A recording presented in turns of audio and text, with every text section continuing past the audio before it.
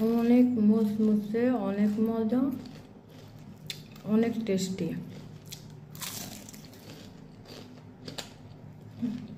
আমি আর কখনো এই সরিষা ফুলের পাকোড়া খাইনি, আজ খেলাম।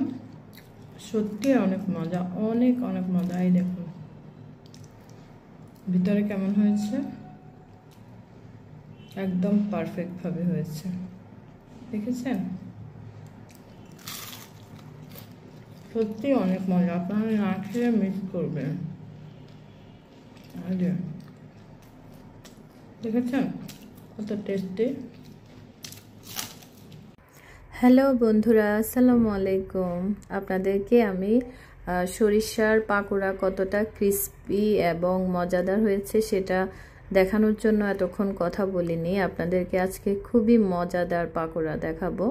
সেটা হচ্ছে সরিষা ফুলের পাকোড়া। আমি অ্যাকচুয়ালি কখনো বানাইনি আর খাইও নি। আজকে সরিষা মানে শাক কিনতে গিয়ে তখন লোকটা বলল যে ফুল দিয়ে অনেকে পাকোড়া খায়, তো আমি ভাবলাম যে দেখি কেমন হয়। তো বাসায় এনে এভাবে ফুলের যে মানে কলিগুলো আর হচ্ছে নরম যে শাকের সামনে যে নরম ডাটা ওই পর্যন্ত হালকা দু একটা পাতা ছিল, ওগুলো সহ আমি সরিষা ফুলগুলো নিয়েছি। তো এগুলোকে আমি এখন ধুয়ে নেব। আচ্ছা, অনেকে যারা ছোট করে এই ফুলগুলো দিয়ে পাকোড়া বানান, ওই আপুরা হয়তো দেখলে বলতে পারেন যে ছোট ছোট করে পেঁয়াজুর মতো বড়া বানানো হয়। আমি অ্যাকচুয়ালি এটা আমি নিজ থেকেই বানালাম যে একটু লম্বা করে বানালে দেখতে ভালো লাগবে, বেগুনির মতো লাগবে, সেজন্য আমি এভাবে বানাচ্ছি। আর ধোয়াটা দেখানোর কারণ হচ্ছে ফুলগুলো যখন ধুবেন এভাবে আমি যেভাবে ধুয়ে নিচ্ছি ওভাবে ধুয়ে নেবেন, হালকা করে আলতো আলতো করে তারপর ধুয়ে নেবেন। এরপর পানি ঝরানোর জন্য 10 মিনিট রেখে দিবেন। আর হাত দিয়ে বেশি কচলিয়ে ধোয়া যদি আপনারা ধুতে যান তাহলে ফুলগুলো ছিঁড়ে যাবে, নষ্ট হয়ে যাবে। যাই হোক, এখানে আমি বেসন দিয়েছি হাফ কাপ, আর শুকনো চালের গুঁড়ো দিয়েছি হাফ কাপ, আর হচ্ছে রসুন বাটা দিয়ে দিলাম হাফ চা চামচ পরিমাণ। আরেকটা কথা, বেসনের সাথে যদি শুকনো চালের গুঁড়ো না থাকে শুধু বেসন দিয়েও হবে।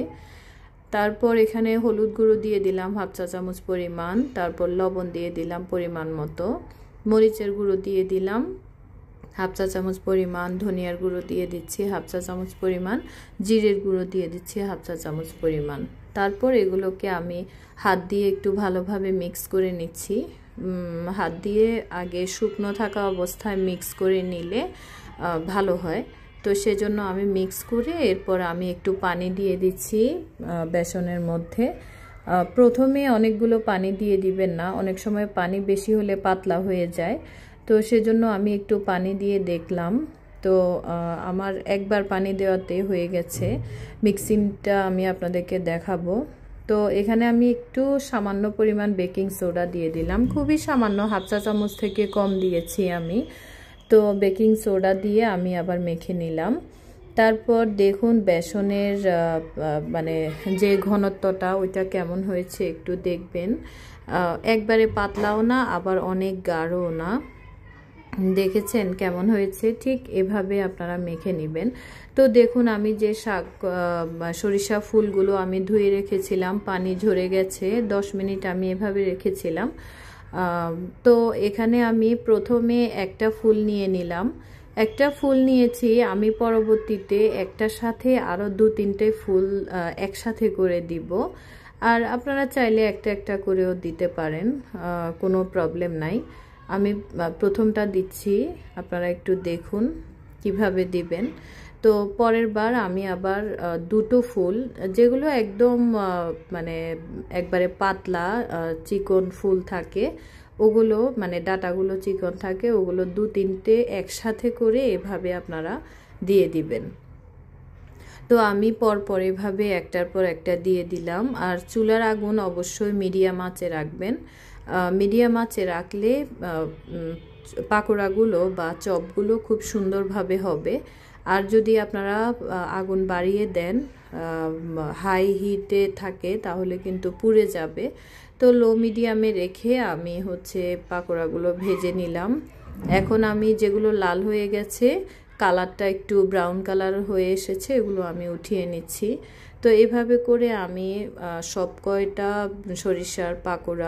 সরিষা ফুলের পাকোড়া আমি ভেজে নিলাম, আর আস্তে আস্তে আমি এগুলো উঠিয়ে নিয়েছি। সরিষা ফুল এখানে ছিল 1 আঁটি শাকের মধ্যে যে কয়টা ফুল ছিল আমি ওই কয়টাই নিয়েছি। তো বন্ধুরা দেখুন, সরিষা ফুলের চপ বা পাকোড়া হয়ে গেছে। কত নাইস লাগছে দেখতে, মানে আমি যে ফুলগুলো ডাটা সহ দিয়েছি দেখে বোঝা যাচ্ছে। তো বন্ধুরা, আপনাদের কাছে কেমন লেগেছে আজকে আমার সরিষা ফুলের পাকোড়া? আপনাদের কাছে যদি এতটুকু ভালো লেগে থাকে অবশ্যই লাইক, কমেন্ট, শেয়ার করবেন, আমার পাশে থাকবেন। আল্লাহ হাফেজ, আসসালামু আলাইকুম।